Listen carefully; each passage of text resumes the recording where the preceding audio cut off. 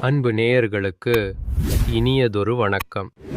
நம்முடைய கடகம் ராசிக்கார நேயர்களுக்கு நம்ம இன்னைக்கு பார்க்க போற இந்த மிக முக்கியமான வீடியோ பதிவுக்கு முழுமையா போறதுக்கு முன்னாடி முழு முதற் கடவுளான அந்த முருகப்பெருமான மனதார முழு ஈடுபாட்டோட வணங்கிட்டு அப்புறமா வீடியோ பதிவுக்குள்ள போயிடலாங்க.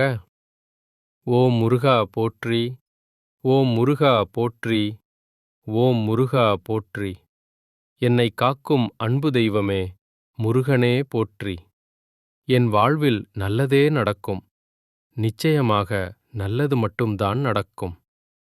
பொதுவா நம்மளோட கடகம் ராசிக்காரங்க அப்படின்னு எடுத்துக்கிட்டாலே இவங்க கடவுளை சும்மா பேருக்கு கும்பிட மாட்டாங்க. கடவுளை கண்மூடித்தனமா முழு நம்பிக்கையோட நம்புவாங்க. அது மட்டும் இல்லாம தன்னோட சொந்த உழைப்பால மட்டுமே வெற்றி பெறக்கூடியவங்களா இவங்க இருக்காங்க. இவங்கள பொறுத்த வரைக்கும் தாம் மட்டும் நல்லா இருக்கணும், தனக்கு மட்டும் எல்லாம் கிடைக்கணும் அப்படிங்கிற அந்த சுயநலம் எல்லாம் துளி கூட கிடையாதுங்க. தன்னை சுத்தி இருக்கிற எல்லோருமே நல்லா இருக்கணும், எல்லாருக்கும் எல்லாமே கிடைக்கணும் அப்படிங்கிற ஒரு உயர்ந்த பொதுநல குணத்தோட இவங்க வாழ்ந்துகிட்டு இருக்காங்க. சிறந்த தலைமை பண்புக்கு ரொம்பவே பொருத்தமானவங்களா இவங்க இருக்காங்க. இவங்க எதையுமே அவசரப்பட்டு செய்யாம மெதுவா, அதே நேரத்துல ரொம்ப நிதானமா, நிச்சயமா வாழ பிறந்தவங்களா இருக்காங்க. இந்த உலகத்துல எதையாவது சாதிச்சு ஒரு பெரிய மாற்றத்தை கொண்டு வரணும் அப்படிங்கறதுக்காக இரவு பகல் பாராம உறக்கமில்லாம உழைச்சுக்கிட்டே இருக்காங்க. இவ்வளவு அருமையான, இவ்வளவு உன்னதமான நற்குணங்களை கொண்ட என் அன்பு கடகம் ராசிக்கார சொந்தங்களே, எல்லாரும் எப்படி இருக்கீங்க? எல்லாரும் ஆரோக்கியமா சௌக்கியமா இருக்கீங்களா?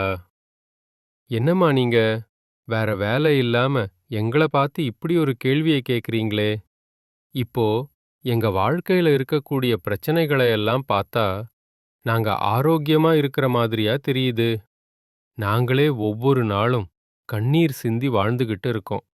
நீங்க வேற எங்க கிட்ட வந்து காமெடி பண்றீங்க அப்படின்னு உங்க மனசுல நீங்க நினைக்கிறது எனக்கு நல்லாவே புரியுதுங்க. என் அன்பு கடகம் ராசிக்காரர்களே, கலங்காதீங்க.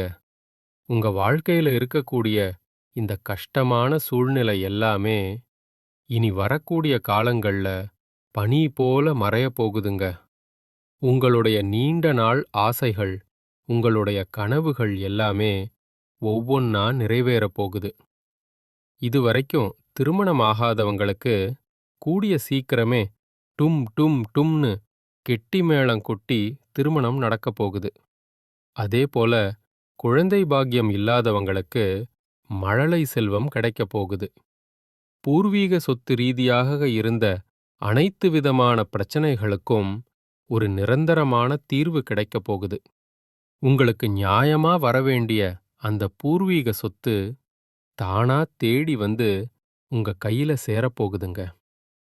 அது மட்டும் இல்லாம இதுநாள் வரைக்கும் உங்கள வேண்டாம்னு உதறி தள்ளிட்டு போன சொந்த பந்தங்கள் எல்லோருமே இனி வரக்கூடிய காலங்கள்ல உங்கள தேடி உங்க உறவு வேணும்னு கேட்டு வரப்போறாங்க. நம்மளுடைய கடகம் ராசிக்காரங்க மனம் இருந்தா மார்க்கம் உண்டு என்பதை வேத வாக்காக கொண்டவங்க. இவங்க நினைத்ததை சாதிக்க முடியும் என்ற அந்த அசைக்க முடியாத நம்பிக்கையுடன் இருப்பாங்க. அது மட்டும் இல்ல, மற்றவர்களுக்காக போராடக்கூடிய ஒரு ரொம்ப நல்ல மனம் கொண்டவங்களா இவங்க இருக்காங்க. இவர்களை பிடித்தவர்களை பற்றி யாராவது குறை சொன்னா இவங்களால தாங்கிக்கவே முடியாது. உடனடியாக அதுக்கு சரியான பதிலடி கொடுப்பாங்க.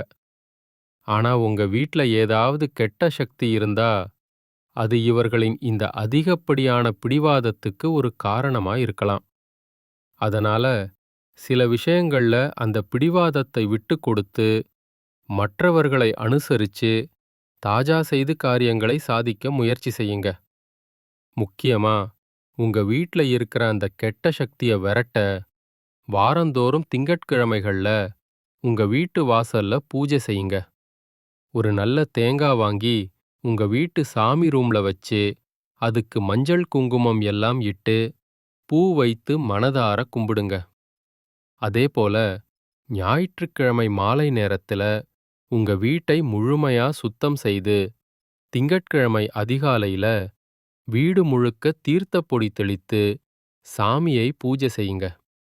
பச்சை கற்பூரம் வாங்கி தேங்காயுடன் சேர்த்து வைத்து சந்திர பகவானுக்கு பாலபிஷேகம் செய்யுங்க. ஒவ்வொரு திங்கட்கிழமையும் அப்புறம் பௌர்ணமி நாட்களிலும் தொடர்ந்து ஒரு 11 வாரங்களுக்கு இத நம்பிக்கையோட செஞ்சுக்கிட்டே வாங்க. முக்கியமா பௌர்ணமி அன்னைக்கு உங்க ஊர்ல இருக்கக்கூடிய சிவாலயத்துக்கு போய் அங்க சந்திர பகவானுக்கு பாலபிஷேகம் செய்யுங்க.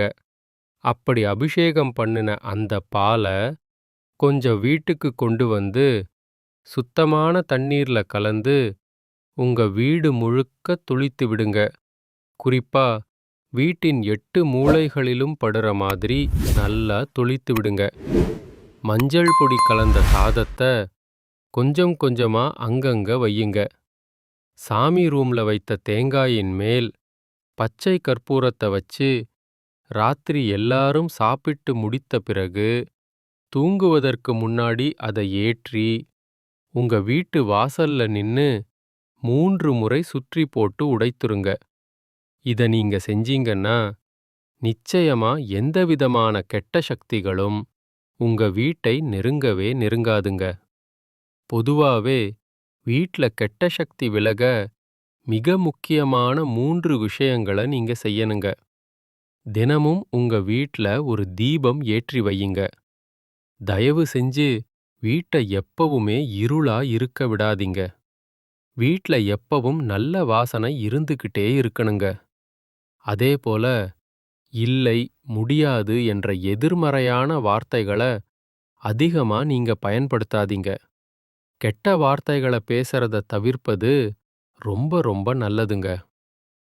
கடகம் ராசிக்காரர்களே, உங்களுக்கு இருக்கக்கூடிய கண் திருஷ்டி, எதிரிகள் தொல்லை, கோர்ட் கேஸ் பிரச்சனை, போலீஸ் ஸ்டேஷன் பிரச்சனை, இப்படி உலக தர்ம யுத்தத்தில நீங்க ஜெயிக்க தினமும் ஓம் முருகா போற்றி அப்படிங்கிற இந்த மந்திரத்தை நம்பிக்கையோட சொல்லிக்கிட்டு வாங்க.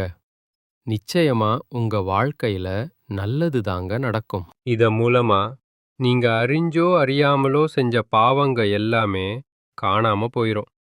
உங்க மனம் சுத்தமாயிரும். அதோட உங்க வீடும் சுத்தமாயிருங்க. கடுமையான தோஷம், செய்வினை கோளாறு, தொழில்ல நஷ்டம், குடும்பத்துல எப்ப பாரு சிரமம், குடும்ப உறவுகள் பிரிந்து கிடந்தா நீங்க செய்ய வேண்டியது இதுதான்.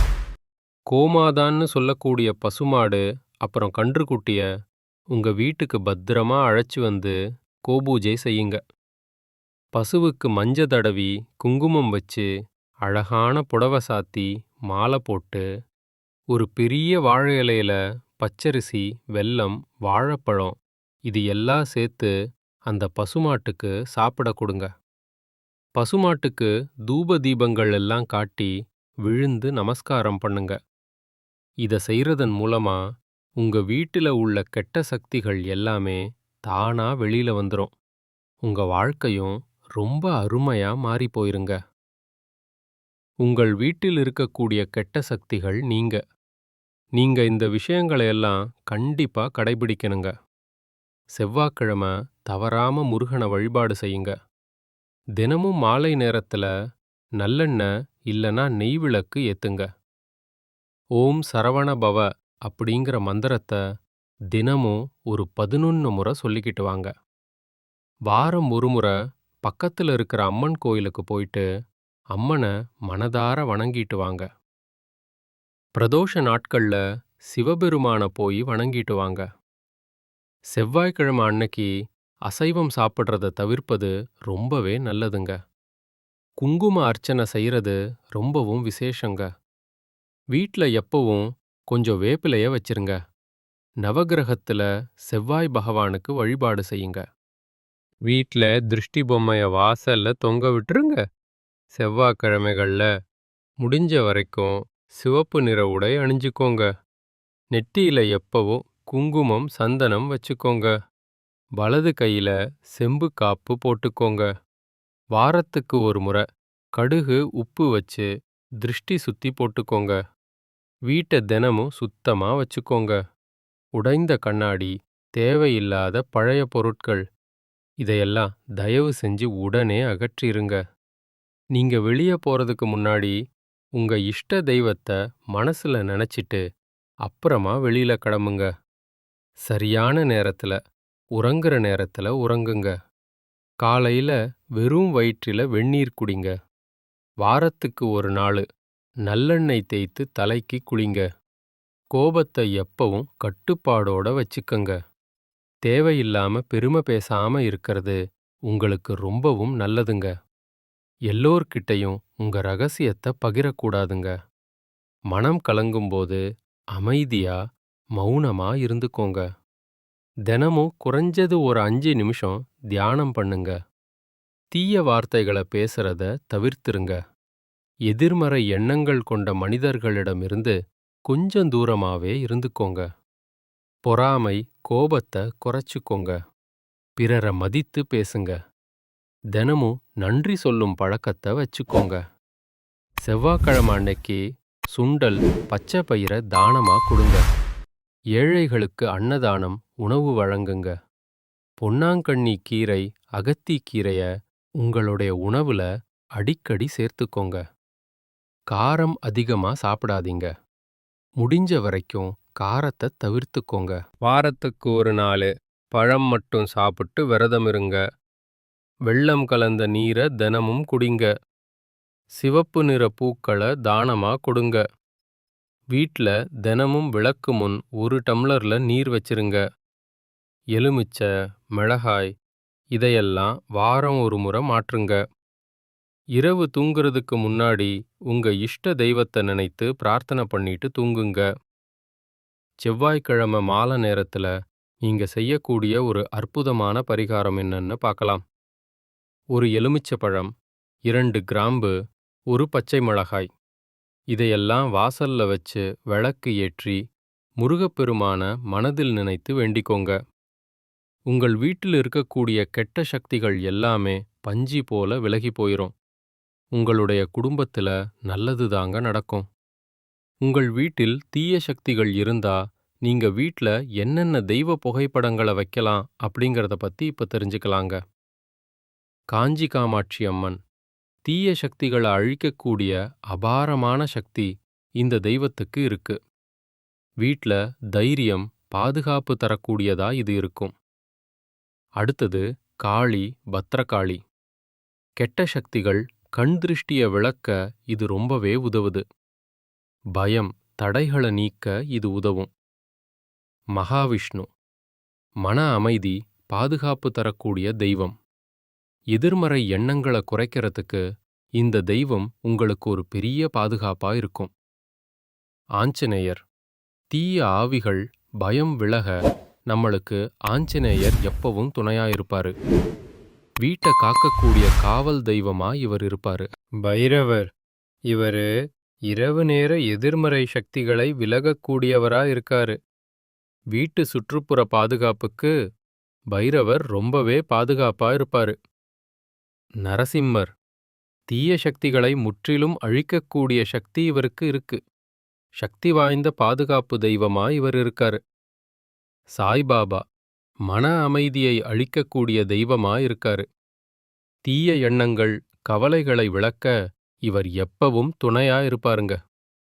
வீட்டுல வடகிழக்கு மூலையில நீங்க இந்த தெய்வ புகைப்படங்களை வைக்கலாங்க. கிழக்கு அல்லது வடக்கு சுவர் இருக்கிற இடத்துல நீங்க தெய்வ புகைப்படங்களை வச்சீங்கன்னா தெய்வ அருள் முழுமையா உங்களுக்கு கிடைக்குங்க. குலதெய்வம் எங்கேயோ இருக்குது, என்னமோ இருக்குது அப்படின்னெல்லாம் நீங்க நினைக்க வேண்டாங்க. நீங்க எங்க இருந்தாலும் ஒரு தீபம் ஏத்தி வச்சு அந்த தீப ஒளியில தெய்வங்கள் இருக்கிறாங்க அப்படின்னு நினைச்சு வழிபாடு செய்யுங்க. குலதெய்வமே தெரியாவிட்டாலும் பரவாயில்ல. வீட்ல தீபம் ஏற்றி வச்சு ஏதாவது ஒரு நல்ல நாள்ல குலதெய்வத்தை மனசுல நினைச்சு வழிபாடு செய்யுங்க. குலதெய்வ வழிபாடு. உங்க குலம் காக்குங்க, குலம் தழைக்கும்.